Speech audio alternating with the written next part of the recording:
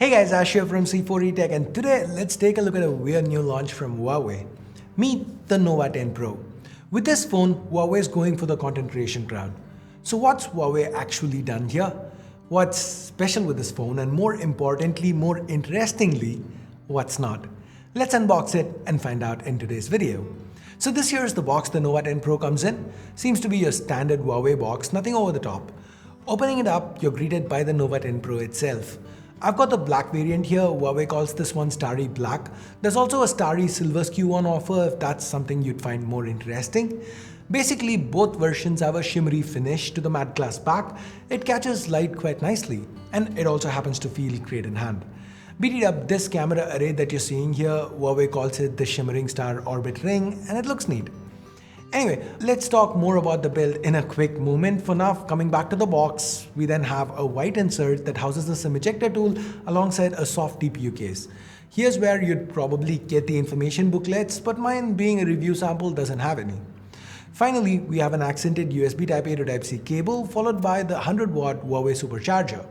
Huawei claims you can get from 0 to a full charge in just 20 minutes, which frankly is quite impressive given that there is a decent 4500 mAh battery on the inside. Now circling back to the build, the glass back, it's got a slightly textured matte finish. It still feels slippery and all, but this finish does help keep fingerprints and smudges away, more so than what you'd probably have on a glossy finish. Now the Nova 10 Pro, it feels great in hand, and that's mainly because it's got a very sleek profile. Technically it's 7.88mm thick, which is pretty slim by itself to begin with, but it ends up feeling a whole lot slimmer since both the display and the back curve inwards, giving you an illusion of holding a much sleeker device. This form factor, coupled with the fact that the Nova 10 Pro weighs in at a very manageable 191 grams, it feels pretty comfortable to use. The display here is a 6.78-inch OLED panel that curves at both edges, as we've seen. The resolution, it's a little weird, but in a good way. While it's still technically Full HD+, instead of the 1080 pixels that you get this way, we have 1200. This means the Nova 10 Pro has about a 10% pixel density advantage over other phones sporting similar sized Full HD+ panels. Now this display also has a 120Hz refresh with a 300Hz touch sampling rate. Everything feels buttery smooth. While it's not got flagship innards, the Snapdragon 778G inside seems perfectly capable of keeping up with day-to-day tasks. The software situation, beat it up, remains unchanged. Huawei still lacks access to Google services and instead offers apps via the app gallery, which admittedly has come a long way in the past few years. Most popular apps are readily available, and those that aren't can be sideloaded via APKs that you can get right here.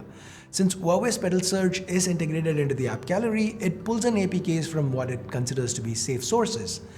In fact, I actually have an entire detailed video on Huawei's software situation as of now. You know, how you can access all the apps you want and how you can get the most out of the software with workarounds like G-Space.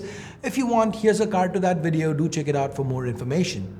All in all, the situation, while not optimal, it has greatly improved over time. It's definitely workable. Now at the start of this video, remember how I said this is a phone squarely aimed at content creators? Now that's because of this.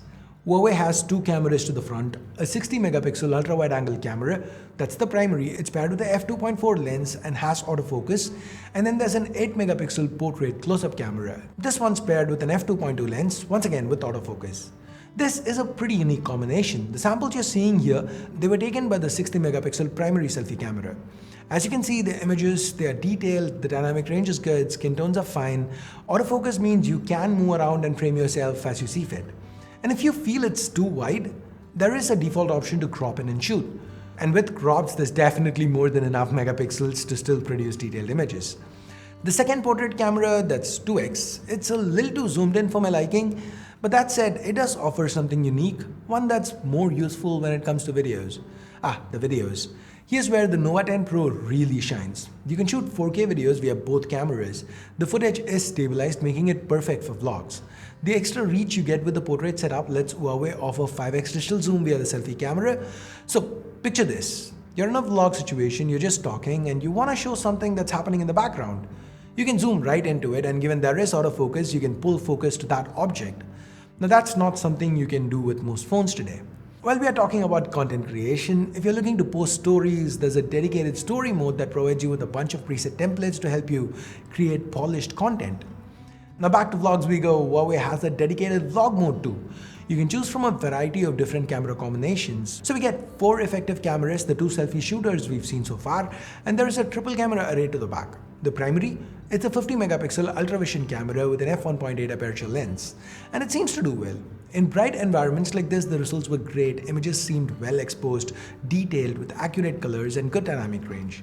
Even under low light, Huawei's night mode seems to do well enough to keep the noise levels low whilst at the same time bringing out the detail.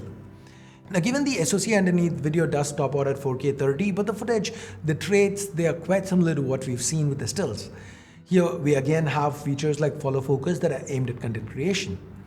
The secondary camera is an 8 megapixel ultra wide, which seems promising. The colors, they seem to be reasonably matched, and given this one has autofocus too, it does pull double duty for close-up macro shots. The last one's a depth sensor, and you guys know I rarely have anything to say about these. So now for this content creator focused phone in the UAE, Huawei is asking for 2399 dirhams. The price does seem a little stiff, especially when you consider the chip used, but the Nova 10 Pro on its base SKU, it does offer 256 gigs of storage, which is not the case with most phones in this segment. Now, if you do happen to be a content creator and all the content creation stuff that Huawei has loaded onto this phone, if they seem useful and intriguing to you, then the Nova 10 Pro might be for you. Anyway, I'll have more to say about this phone if I do actually end up doing a full review. Let me know if that's something you'd be interested in seeing. Also, do let me know what do you think about the Nova 10 Pro in the comments below. And with that, we are at the end of this quick little unboxing and hands-on. Thumbs up, thumbs down based on whatever you felt about this video. Also subscribe and turn on notifications by hitting that bell icon if you haven't yet. And I guess that's pretty much it for today. Thanks for watching. Until next time, my name's Ash. You've been watching C4E Tech, and I'm signing off for now. You guys have a great day. Bye-bye.